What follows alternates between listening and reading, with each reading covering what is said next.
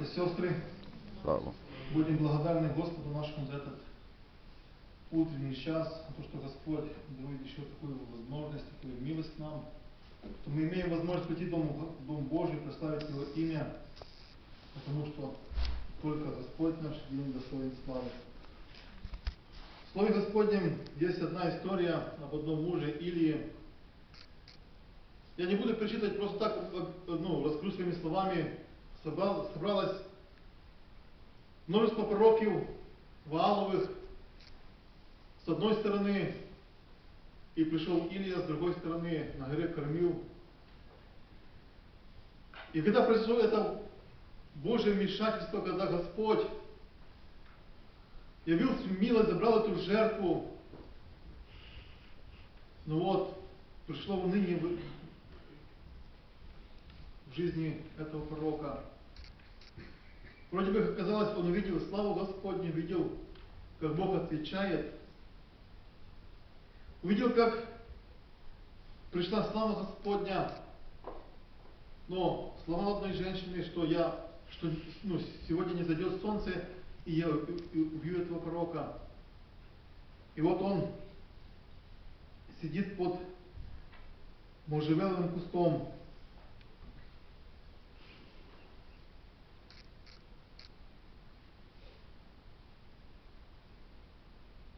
А сам, это записано, 3 книга Царств, 19 глава, 4 стих, 3. «И увидев это, он встал и пошел, чтобы спасти жизнь свою, и пришел в Версаве, который в Иудее, оставил отрока своего там, а сам отошел в пустыню на день пути, и пришедший сел под можжевеловым кустом, и просил смерти себе, и сказал: довольно, уже, Господи, возьми душу мою, ибо я не лучше отцов моих. И лег и заснул под можжевеловым кустом, и вот ангел коснулся его и сказал ему: встань, ешь. И взглянул Илия, и вот по изголовья его печеная лепешка и кувшин воды. Он поел, напился и опять заснул. И возвратился ангел Господень во второй раз, коснулся его и сказал: ешь, ибо дальняя дорога перед тобою. Братья и сестры,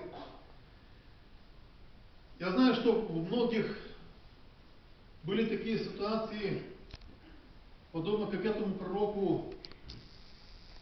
Можно было сидеть под можжевеловым этим кустом и говорить: Господи, Ты оставил меня. Господи, Ты, вроде бы, он молился, и я думаю, что небо не слышало. Но пришел вовремя ответ от Господа. Встал ангел перед ним и сказал: подкрепись, ешь эту лепешку, пей эту воду, потому что Господь позаботился, Господь приготовил этот путь перед тобою. Братья и сестры, я не буду сегодня говорить, но я хотел бы еще почитать 22-й псалом. Переживания другого мужа Божьего, Давида. Это очень известный псалом, но он говорит про те переживания, которые переживал Давид. Господь, пастырь мой, я ни в чем не буду нуждаться. Он покоит меня на злачных памятях и водит меня к водам тихим, подкрепляет душу мою, направляет меня на стези правды ради имени своего. И если я пойду долиной смертной тени, не боюсь зла, потому что Ты со мною, Твой жезл и Твой посох, они успокаивают меня. Ты приготовил предо мной трапезу в виду врагов моих, умастил елеем голову мою, чаша моя преисполнена. Так благость и милость да сопровождает меня во все дни жизни моей, и я пребуду в доме Господнем многие дни. Братья и сестры, я хотел бы, чтобы мы помолились. Кто переживает, может, трудности в своей жизни, чтобы мы помолились за таковых. Потому что я вам скажу, что ответ всегда есть у Господа. Как бы трудно не было, какие бы переживания мы ни проходили, не переносили, но всегда есть ответ от Господа. И Господь придет вовремя, Он никогда не опоздает, Он всегда придет вовремя и даст свой ответ. Братья и сестры, мы проколемся и не будем молиться нашему Господу. Слава. Аминь.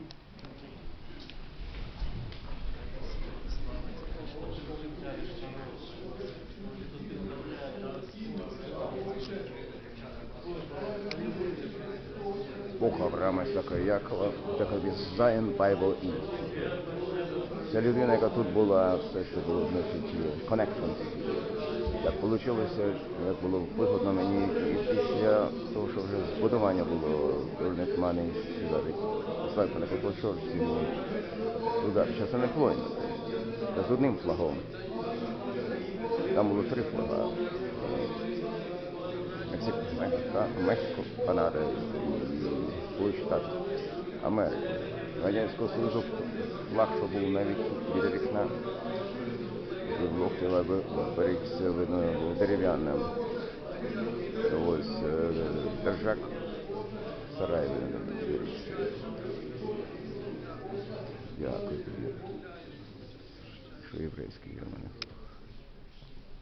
Любящий Господь, я сегодня благодарен Тебе, Боже, что Ты провел нашу жизнь, Господь.